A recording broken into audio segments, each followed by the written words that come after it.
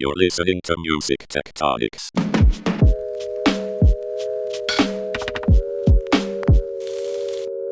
Hey everybody, this is Tristra Newyear Yeager, the irregular host, joining you today for the Music Tectonics podcast. And today I have Jacquelle Amankonah Horton, who is an extraordinary entrepreneur and has a very interesting startup that revolves around fandom. She's here to share some of her insights after engaging with, and very seriously, how fandom works and what fans want and need. But first, let me introduce her a little bit more. She's the founder and CEO of Fave, which is a new platform where fans can meet and interact with each other and with their favorite artists. So you might remember her and her project, which had a slightly different name, from our Music Tectonics startup competition earlier this year. She was the winner, and you'll see with good reason. Her background at YouTube and Google introduced her to the wild world of fans in the digital era, and she's taken the insights that she gleaned from that to heart and built a platform that's really fan-driven. And so we get to talk today about what fandom is, what it means, and really look at it from the fan perspective, which I think is often more muted in our conversations of fandom. So Jacquelle, thank you so much for joining me today. Thank you so much for having me, Tristra, and absolutely wonderful intro. I think you hit it right on the head of how our focus on fans is really the differentiation that we're aiming to drive forward. So happy to dive in.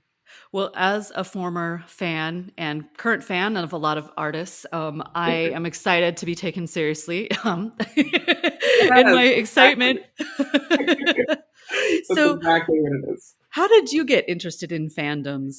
Tell me a bit about how the genesis of this project and what started you down this road. Yeah, of course. Yes, happy to. So I think I come from two angles here that I'll say, both a professional route and a personal route.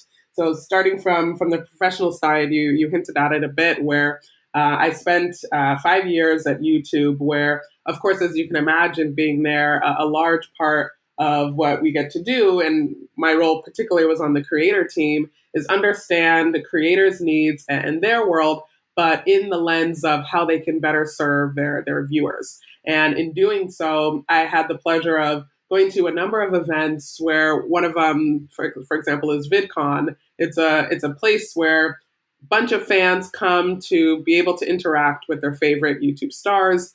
And there, I think, is where it hit me like a ton of bricks, that there's these creators that are, doing these amazing businesses, but there are these fans who are chasing them around the conference rooms, coming into this place, dying to see their favorite creators, frankly, even like tripping over each other often to reach out to these folks. And I think it was a moment where I was in the bathroom with another creator, just having the typical chit chat that you have at the sink as you're washing your hands, thinking they were just another conference goer. They left the bathroom, and a swarm of fans came over to this woman and started, trying to get their chance and their shine. They were already telling stories of how they changed their life just in this moment. And I think, again, it shined a light to say, look at all these fans that are deeply, deeply, deeply passionate about somebody who I think maybe even the household, a typical household wouldn't even know who they are, but they've touched these people in ways that we can't even imagine. And so I think it hit me then that there needs to be a better way to shine a light on these fans, hear their stories, elevate their voices, and empower them to have these kinds of moments that they can not only connect deeper with their favorite creators, but also connect more with each other. Because I think what also struck me is that when the creator kind of made her way past the bathroom into the door where she needed to go, the fans were still, of course, with each other. And I went up to some of the fans and said, hey, what is it that strikes you about these people? I was like, let me turn this into a little research project. And they say, I get to meet my best friends just from the fact that she's created this world for us to obsess within, right? And I have now another fan I chatted to, she met her roommate at a concert that she went to. And there's people who say, oh, my best friend at school doesn't like the person that I do, but I get to, come, to this place and just interact with people who are like-minded to me, but I want to have more of that. It's really hard to find other people who are like this. And so I think all of these dynamics together made it very clear that there is this deep, deep, deep sense of connection, not just to the creators, but to other fans that happen within a fan. And this mindset of, this obsession, this passion, this kind of enlightenment that happens when fans kind of hit this insight of who they love is one that I think is completely underutilized within today's industry. It's really just focus on, a one-way street to get a message across, which is great. And today's platforms do that super well. But I think when it comes time to fans actually reacting and showing that depth of passion, that gratitude, and the participating and connecting with other fans beyond just being one of a thousand hearts that show up on a live stream on the side, right? You can't differentiate that from the real stories, the passion that's there, I guess just the real sense of who these people are. And so there's a huge opportunity to showcase that. And I think that that's the professional side that came. But on the personal side, I also used to be a diehard fan. I, was the kid who was, running after, my favorite celebrity. And I'll say, I wish I was actually, I would have if I could. But rather I was, stuck in my bedroom watching his movie that he starred in on repeat every single night, and knew how many freckles that he had, and had a timeline of his whole career on my wall, and couldn't enter my room unless you said his name, like just all these rituals because I was obsessed with this person. And I really, I'd say then kind of understood the mindset of how much people love, how far they will go to immerse themselves in this world. And, because I, couldn't afford to say, go sit front row at a concert or buy like a $70 sweatshirt or something, like I didn't have a bunch of ways that I could exert my passion as a fan. And therefore the artist and the industry got nothing from me. And I feel like that's such an odd mismatch, right? I'm sitting here obsessed with this person, but they have received nothing from me because there's no forum where I can actually act as a fan in ways outside of this, once a year, perhaps you come by my town and go to a concert. And when now that even is gone, what are fans able to do again, beyond this, let me just be a heart in a live stream, or let me comment and put my love out into the abyss where it doesn't even get seen and recognized. And so this is where I see so much opportunity and in ground, and I'm super excited to bring Fave forward that kind of takes all of this and creates a platform where all of this can make much more sense now. I love that you focus on the positive impact that fandom can have on people's lives. I think often the most of the coverage of fandom tends to be rather, for lack of a better word, negative, in that fans are obsessed, fans are, or that a fandom makes people do really messed up things. But there's all these great examples of positive. I mean, one of the most extreme maybe would be the Juggalos or something, where it's or the Deadheads, where it's this community that will support each other and give someone a place to live if they're homeless, etc. And that positive force is very underrated in the conversations now around fans. So without question, I'd say that in the conversations that I've been having with fans, when people find their people, they find their community, they find the thing that, while other people may not get it, this group of folks do, and you don't even have to explain, and you just, you're just eye to eye looking at these people. That feeling of acceptance is one that I think all of us seek, right? We can all imagine that, that's an underlying human need. But I think for a lot of people, when they find that, especially at a young age, it's a real life changer, right? It makes them have this sense of belonging. It makes them kind of feel like they can put their energy towards something that matters. And I think even though it's in the realm of let me immerse myself in a world that somebody else has created, I think it brings out so many traits that allow somebody to develop a sense of appreciation, their own creativity, get inspired, inspire others. And I think there's a lot more to fandom and the traits that happen within these fandoms that to your point, people kind of take for granted and don't really see, right? They just see some of these crazy headlines, which isn't really the true essence of what happens within these fandoms. So in thinking about this lived reality of fans and their passion, it seems kind of like we've got a big disconnect between that and the discussions in the music business and music tech around fans. So you hear a lot about monetizing fandom, which basically is turning these passionate creative people into, well, the equivalent of widgets, right? Like the sort of stand-in economic or content, right? The sort of empty things that are passive instead of being engaged actors. So how do you imagine we could bridge that gap and help people see more of what makes fans so interesting and something to be taken seriously? Yeah, so I think a lot of the monetizing fandom, products and experiences that I've seen, again, kind of tap into this one-way street mechanism where it allows another channel for the artists to communicate to a group of fans, to a community, where it's, hey, here's my latest thing. Hey, here's an exclusive thing. Hey, here's this. And whether that group is a small kind of paying customers or whether it's maybe a broader community or tiers at this point, I think it's a lot of it kind of centers around that.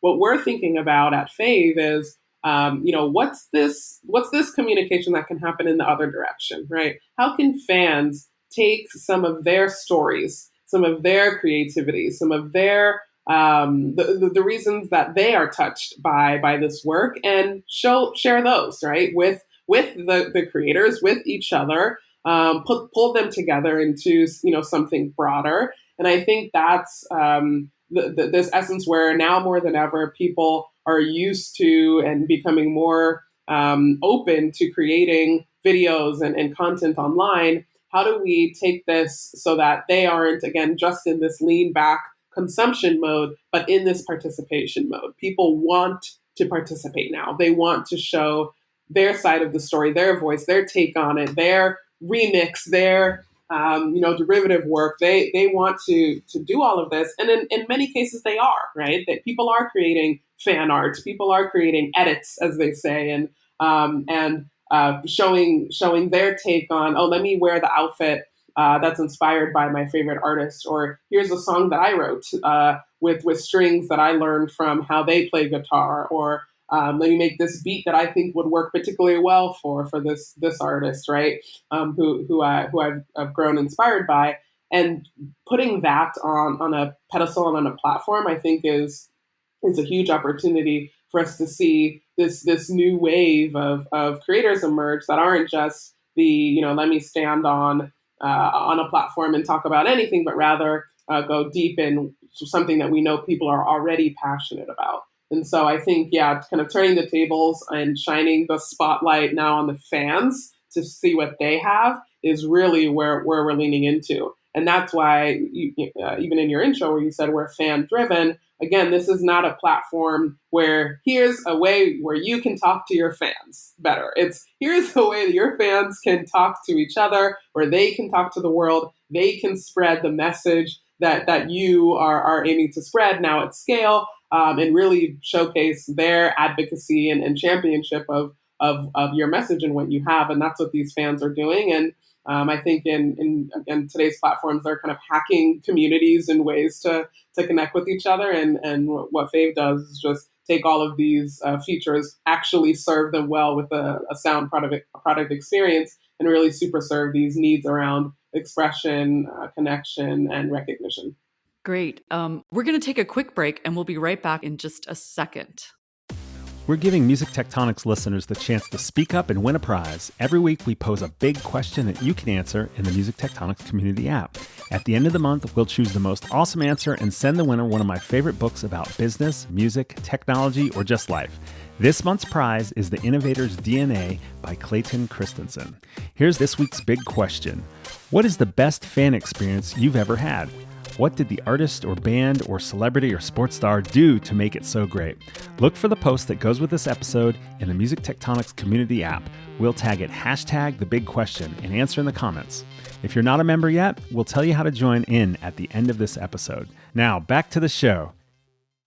When we've talked before, Jacquelle, you've mentioned this idea of the future of Fave, and talking about it like an Etsy for fandom and for exchanging interesting creative expression, whether it's through digital media or maybe even physical objects that help fans feel connected to one another or that reach that creative place. So I wanted to get a little bit sci-fi, a little bit future facing, and talk a bit about what kind of creativity would you love to see in the future? What's the future of fan inspired expression? What do you, if you say, wow, in 5 years, like this marketplace or this place for exchange on our platform has been successful, what kind of stuff would be happening? Awesome. Yeah, that's great. So as you alluded to, this Etsy for fans analogy is where our marketplace will allow fans to sell goods that they have created themselves to other fans, right? And again, inspired by the creators that they love. And so, while today it may be, hey, I'm going to sell, scrunchies or bracelets or a quilt or a painting, right, that I've done to other fans. I really am excited for a future where we can see some of this going into many different mediums, right? I've always had this vision of where there can be, for example, a music video that any fan can intersperse themselves into and be, let's say, the second main character alongside, a Justin Bieber or an Ariana Grande, right? Where they can say, hey, I'm going to insert myself into this. I'm going to act out this scene right next to you. And when I watch it back, I see myself within that, right? The next level of participation. And frankly, we're there at that point where we can even do that. And I want us to take some of that technology and apply it to some of these fan experiences, right? Or how can we string together multiple fan content and videos to create, one ultimate thing that's everlasting and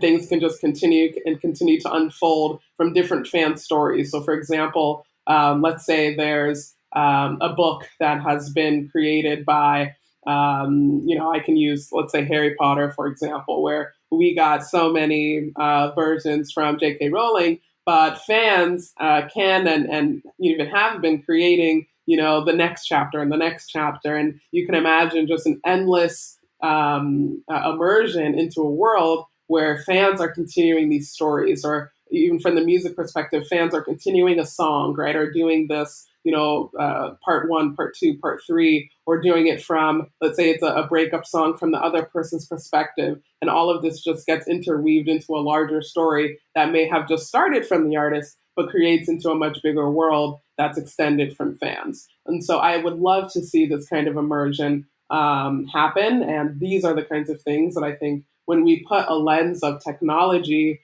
around fandom, these are the kinds of things we can enable, right? This is no longer just, you guys are microtransactions, you guys are the people who should, shed out dollars and pay us for what we're doing, but rather take that energy, take that passion and put it toward creating additional art, additional experiences, additional merch, additional, things that we can all continue these stories that we all love. And I cannot wait to be able to dive into these with certain partnerships. It's going to be a fun world.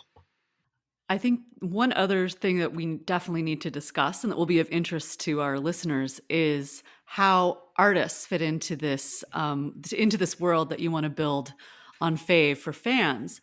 Artists are always encouraged to, engage with fans, and that's often basically instructions on how to use social media. But it would be helpful, I think, to get a bit more granular and to talk seriously about what engagement means as we move into a more and more interactive experience world, place where interactive experiences are considered the norm. And it's what someone expects when they come to engage with a work of entertainment or art or whatever. So how, from your perspective, can artists approach this new frontier of engagement? What does it mean to engage with fans if we're taking fans seriously and looking at their passion as something really valuable and positive? What do you think? Yeah. Yeah. So I think it's in a couple ways, right? And I think fan engagement is defined right now as in simple terms, like, hey, go out there, maybe comment back to people, or heart, or give them more videos for them to watch, right? And I think the way that we're approaching it with Fave is that people can have a super lean in approach or a super lean back approach, but either way, they're still empowering their fans. And so we don't expect this to be a place where we say, okay, now leave Instagram, leave Twitter, leave, TikTok or whatever. Rather, we actually encourage you to stay on those platforms so that fans continue to have more things to talk about and immerse in. But what we want you to come to this place for is to, put a spark out to your fans, to have them take action on creating content, right? Give them a challenge, give them a prompt, give them something to react to, give them something to finish, give them something to start, right? And again, put them in a position where they can be the ones making the decisions, making the next step, making the follow up, making the start and the change, and see what they come up with. And I think people will be not only surprised but pleasantly surprised to see the power that lies within their fandom, either individual fans or them coming together as a whole, right? And so I think when artists can take this approach of, how can I lean on these people who love me so much to have them participate in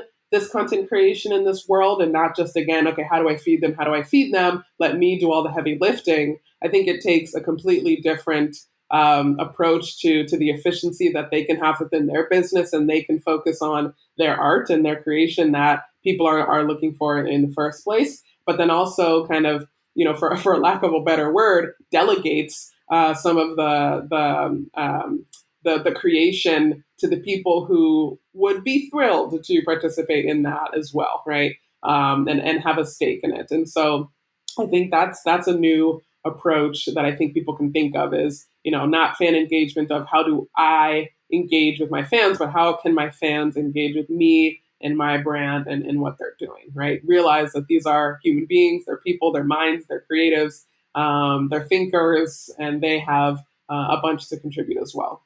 I wanted to shift gears here for a second and talk about what it's like running a music startup right now. Tell me a bit about how you have moved through that process. When did you get started? How many years have you been working? I know you're working toward a launch right now.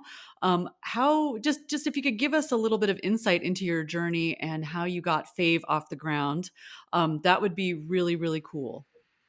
Yeah, so I started Fave during the pandemic. And I think, and it's exciting to see a lot of startups likely started from this. For me personally, it was one of those moments of, so frankly, I started first with, let me do a think tank within music tech, where I kind of work with other thinkers and thought leaders and come up with different concepts within the industry that we think would be game changers and moving forward. I'd say within the first few weeks of doing that, it was, let me just act on one of these, right? This has been a concept that, to be honest, I've had for the last 10 years. I've thought about building a platform that's dedicated to fans for a very long time, even before in my early professional days when I was, building mobile apps when they were the new thing for TV networks, where we were trying to say, hey, let's have, let's be able to open an app and see a map of fans around the country, and then tap on one of them and give them a phone call and have them talk to their favorite artists. That was the first feature that I did around fan engagement, and ever since I love then, it. yeah, it was actually really cool. Fan chat roulette. It could be the most. It was on a live video countdown show, and fans would just be like, "What? I'm talking to Trey Songz right now." It was really cool. But yeah, so that was my first like bug into this, going like, "Oh, these moments where fans just get enlightened and they just have this reward and this recognition about how amazing they are. I want more of that." And so I've always wanted to do this, but I think I really started taking it seriously when I think, the pandemic had people, in this time of like reflection and devastation, a lot of it either, okay, let me kind of take a rest and sit here and, do this, work from home life and all of this, or let me take this time and, immerse myself in my passions and, kind of a now or never thing, right? Where you have kind of, additional brain space, no more commute time and, all of this. And I said, if I'm going to, start acting on this, I think the industry landscape, everything, it was a very the time is now kind of situation for me. And so I did. And of course, with the pandemic, there wasn't a lot of, let me go out and mingle and let me go out and do this. And I think the fact that the world kind of flattened a bit and virtual events were going on and virtual meetups and the Music Tectonics conference, for example, where previously I, would have to, fly and do all these, crazy things as I now consider them when before they were normal. I was able to access so many thinkers and people and have conversations that I would not have had if we weren't comfortable with this virtual world. And so I think when I started doing the research with fans in the early days and then started building the platform and then started having conversations with partners, it all frankly was much easier with the dynamic that we're in right now. And so I'm grateful for that. I definitely feel I wouldn't be able to have made as much progress with as many people and have had as much kind of impact and attention around this if I wasn't, if we all weren't in this circumstance. And so yeah, I think, again, started first with just immersing myself with fans, even though I come from the world. I was not, I'm definitely a person that puts the users first, puts the users as my boss and says, you tell me what you want, right? And so I had a bunch of that before I came up with any concept so that they can let me know what they want. And so the platform is really built around their needs, their desires, and the innovations that we can do to solve the gaps that they see. And then started working with the team to get an MVP version out.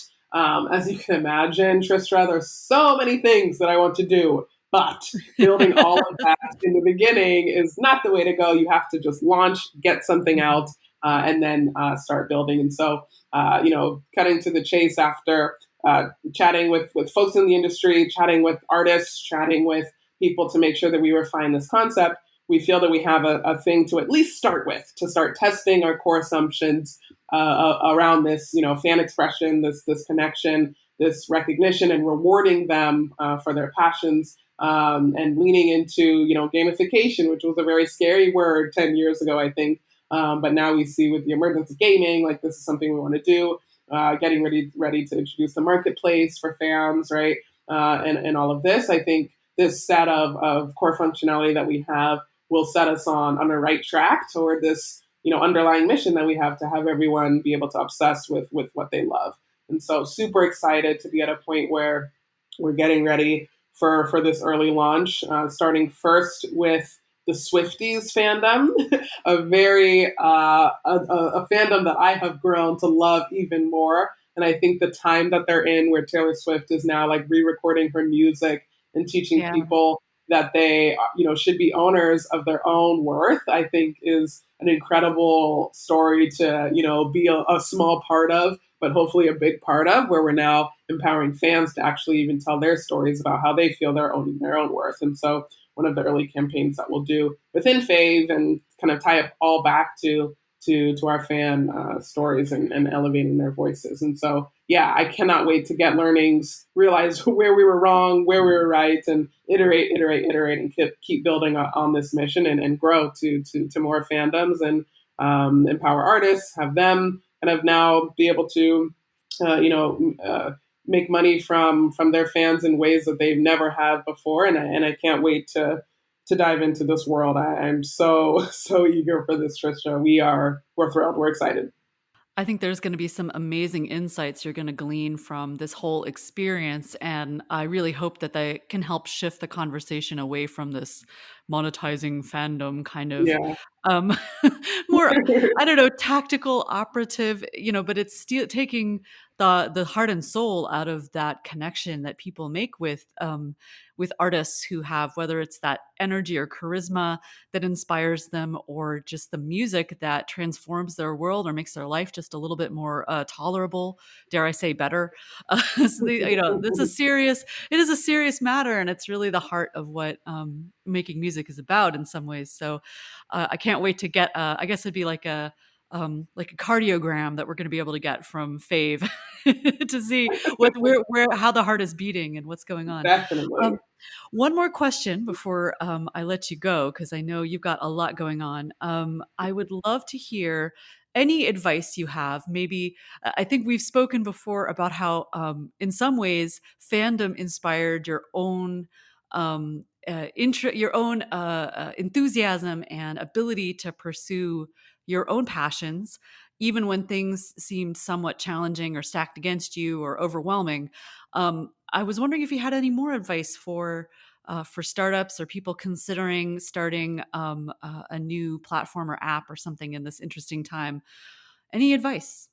Yeah, I mean, it's the most cliche thing you can imagine, but frankly, it's just do it. It's that line, it's that, phrase that we all know, but I think thinking of it in its truest form of just start and do it and rid yourself of any concern that, this is not I'm not the one for it. Or, I'm probably going to mess up. Or, I don't even know I'm not a domain expert.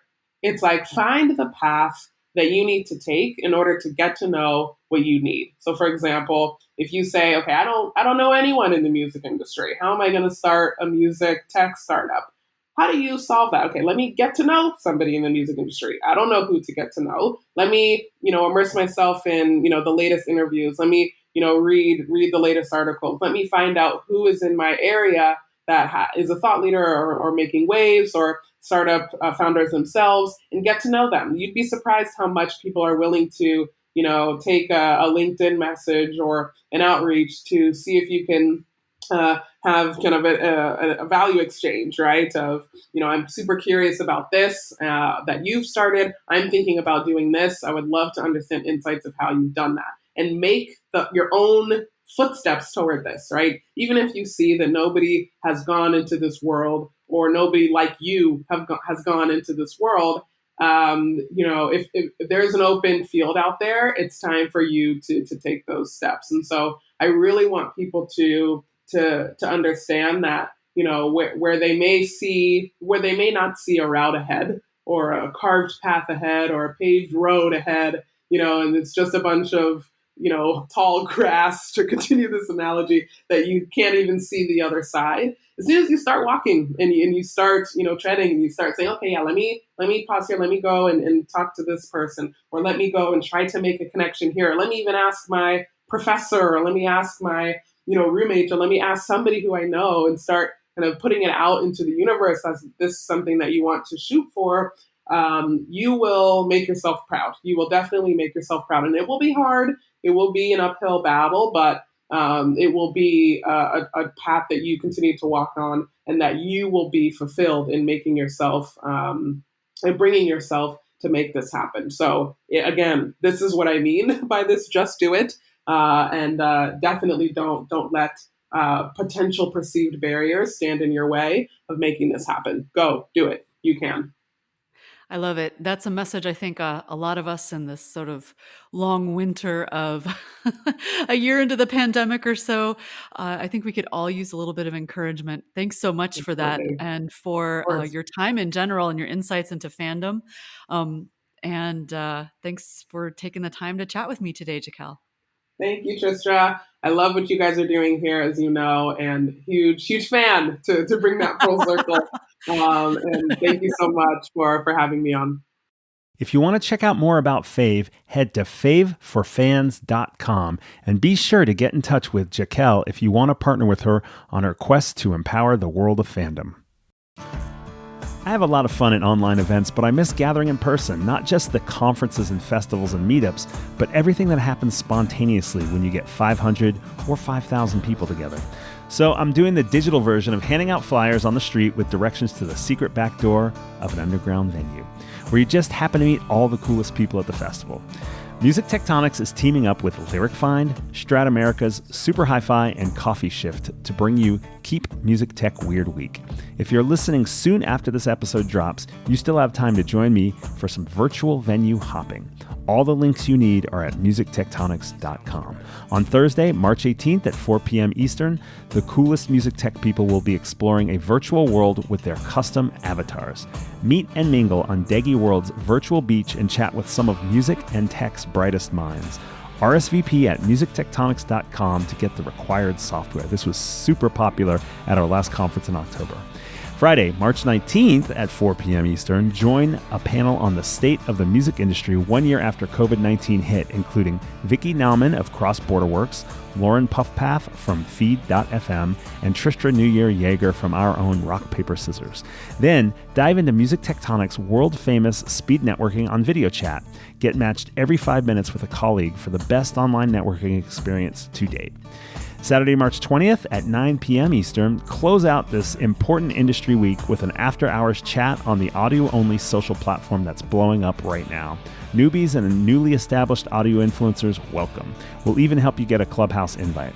Attend any of these events and you could win a couple of bags of the finest small batch grower-sourced coffee you've ever tasted from our friends at Coffee Shift. Also, thanks again to Lyric Find, Strat Americas, and Super Hi-Fi for also sponsoring this week. If you're listening after March 20th, sorry you missed out. Why don't you go to musictectonics.com and sign up for our newsletter so you never miss another event. Hey, thank you for listening to Music Tectonics. If you like what you hear, please hit subscribe on your favorite podcast app. Become a part of the Music Tectonics community, a social network just for music tech aficionados like you. It's free to join. Use it on the web at app.musictectonics.com or find the mobile app for Apple and Android devices in the relevant app stores. Connect with people from all corners of music and tech, answer the big question, and meet me there on Together Tuesdays. There's more about the community app, this podcast episode, our annual conference, and our newsletter at musictectonics.com. Peace! You're listening to Music Tectonics.